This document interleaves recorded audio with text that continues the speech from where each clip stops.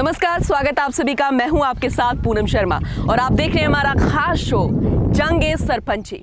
और आज हमारी टीम पहुंची है सियाई ग्राम पंचायत में। दरअसल ये पंचायत इसलिए भी खास है क्योंकि यहाँ पर पहली बार चुनाव हो रहे हैं, और इसलिए भी क्योंकि जो चुनाव की दावेदारी जता रहे हैं उनकी उम्र महज 21 साल 2 महीने ही है। जीत परमार, जो कि पढ़ाई भी कर रहे हैं, कविताएं लिखने का शौक है और अब सियासत में भी हाथ आजमा रहे हैं, और उनको ये भी लगता है कि उनको जीत में वोटों की भरमार होने वाली है। तो चलिए बात करते हैं जीत परमार से। पीके टाइम्स को अभी सब्सक्राइब कीजिए और हाँ, बेल आइकन जरूर दबाइए। प्यार से आपको जीतू जी भी कहते हैं, बच्चों में, युवाओं में काफी लोकप्रिय हैं। बहुत बहुत स्वागत है आपका हमारे खास शो में। धन्यवाद। अच्छा, तो आप पढ़ाई भी कर रहे थे जयपुर में, हाँ। कविताएं भी आपको लिखने का शौक है, हाँ। और अब सियासत में भी हाथ आजमा रहे हैं। तो आपको नहीं लगता कि ये सब बहुत जल्दी जल्दी हो रहा है? तो पहले मैंने कविता लिखना शुरू किया था। तो जब मैंने पहली कविता लिखी थी, दूसरी लिखी, तो लोगों ने मुझे ये बोला कि तू जल्दी लिखता जा, जल्दी तेरा काव्य संग्रह प्रकाशित करवाना है। तो मैंने उसी दिन सोच लिया था, मैं इसी टारगेट से लिख रहा था कि मेरा काव्य संग्रह कब आए। तो इसी जल्दबाजी के साथ मैंने 2 महीने के अंदर 50 कविताएं लिख दी थी, और मेरा पहला काव्य संग्रह 2019 में आ चुका था। अच्छा। उसके बाद थोड़ी मेरी रुचि इस साहित्य क्षेत्र में बढ़ने लगी, लेखन कार्य करने लगा, और धीरे धीरे अभी जस्ट मेरी उम्र 21 साल हुई ही थी कि पंचायत राज के चुनाव की तारीखों की घोषणा हो गई। तभी मुझे कहीं न कहीं लगा, मैं पहले ही मतलब। लेकिन ऐसा क्या लगा, क्यों ख्याल आया आपको कि आपको सरपंची का चुनाव लड़ना चाहिए? मतलब मैं बहुत पहले से कुछ अलग करना चाहता था। मैं चाहता था कुछ अलग करूं, कुछ हटके करूं, और अपने गांव के लिए खास करके कुछ करना चाहता था। इसी बीच जीतो जी, आपके घर वालों ने आपको पढ़ाई के लिए जयपुर भेजा, अब वापिस आ गए गांव के लिए कुछ करने के लिए। घर वालों ने गुस्सा नहीं किया, या फिर अभी साथ दे रहे हो आप? नहीं, मेरे घर वाले मुझे किसी बात के लिए प्रेशर नहीं करते। उन्होंने मुझे स्वतंत्र रखा है। उनको पता है कि गलत करेगा नहीं है, और उनको गलत लगता है तो मुझे समझा देते हैं। तो इस बार उन्होंने समर्थन दे दिया मुझे इसमें भी।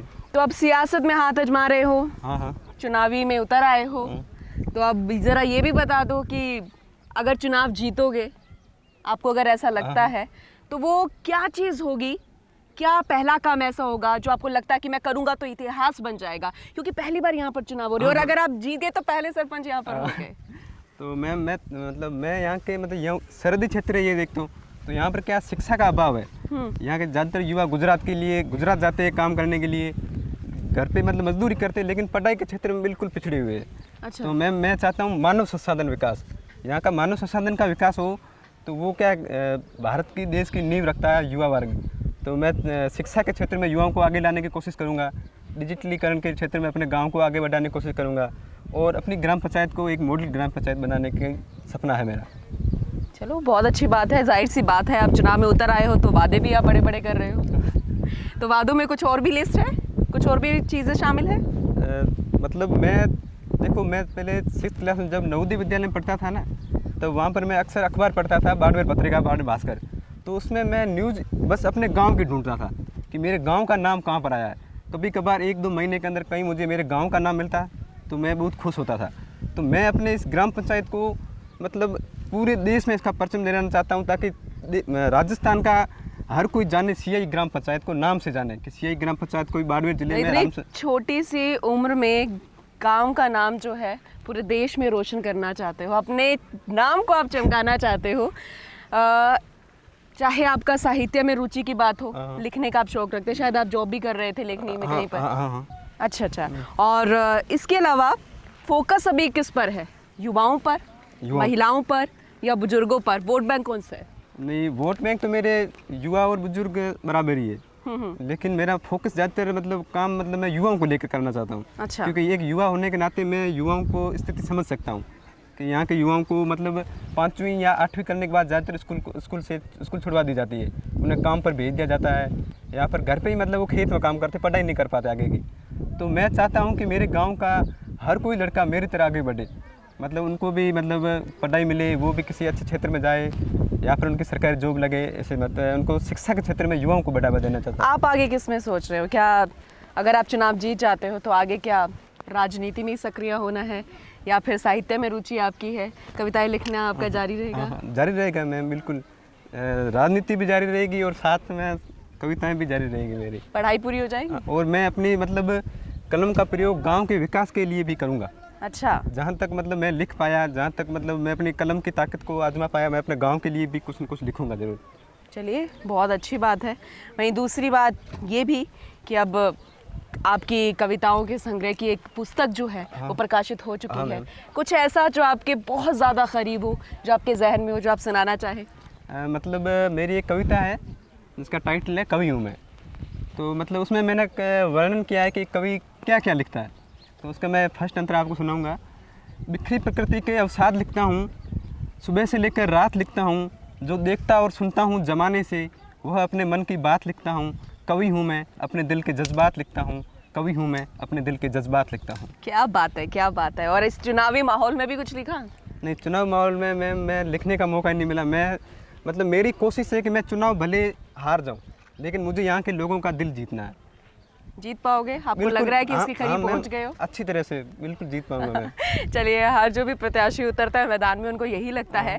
हम बस यही उम्मीद करेंगे कि जो आपका सपना है वो पूरा हो जाए। जैसे अब यहाँ पर पहली बार चुनाव हो रहा है तो ग्रामीणों का भी अपना सपना होगा कि अगर उनका कोई सरपंच अगर पहला बनता है तो वो उनके कामों को पूरा करे, उनके सपनों को पूरा करे। तो उनसे बात करनी भी बेहद ज़रूरी है। फिलहाल बहुत अच्छा लगा एक युवा कवि से बात करके, और युवाओं के अंदर इतना जोश थे कि उम्मीद करती हूँ युवाओं को ज़रूर आगे भी प्रेरित करते रहे। बहुत बहुत शुक्रिया हमसे बात करने के लिए।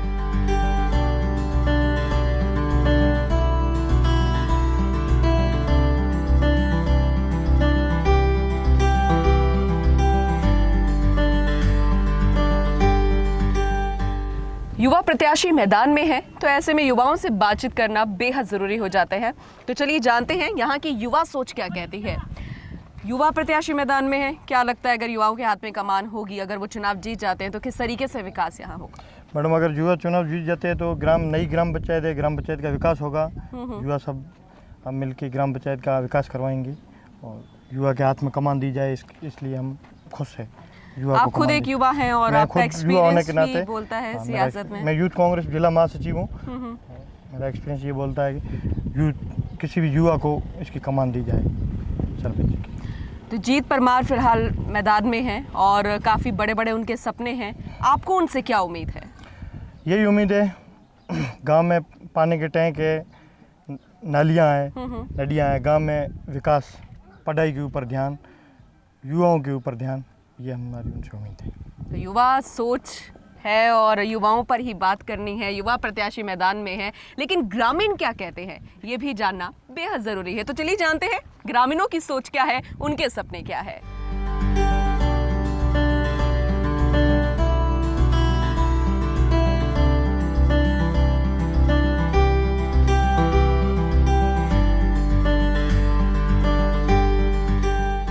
तो सियाई ग्राम पंचायत के कुछ ग्रामीण भी हैं यहाँ पर, तो चलिए इनसे जान लेते हैं फिलहाल ये कैसा सरपंच चाहते हैं और जीत परमार से इनकी क्या उम्मीद है।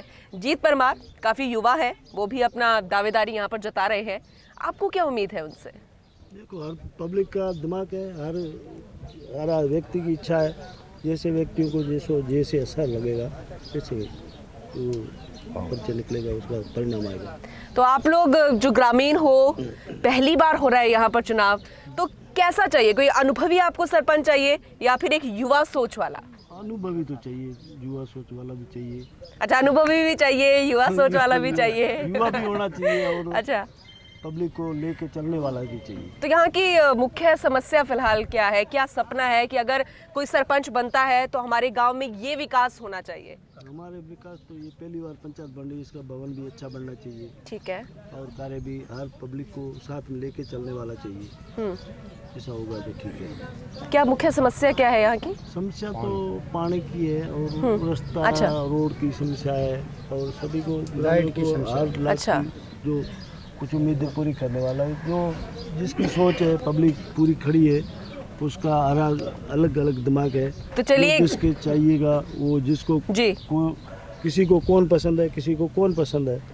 बिल्कुल सही बात कर रहे हैं। ये जंगे सरपंची है, किसी को क्या पसंद है और किसी के क्या वादे हैं। ग्रामीणों की अपनी उम्मीद है, अपने सपने हैं। जीत परमार से बात की, उनके अपने सपने हैं।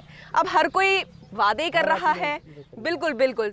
तो सपने दोनों के पूरे होने चाहिए, क्योंकि जब ग्रामीणों के और प्रत्याशी दोनों के सपने पूरे होंगे तभी एक गांव का विकास होगा। फिलहाल हमारे स्पेशल शो में आज के लिए बस इतना ही। बहुत जल्द मिलेंगे नए एपिसोड में, एक नई ग्राम पंचायत में, एक नए सरपंच के प्रत्याशी के साथ। नमस्कार।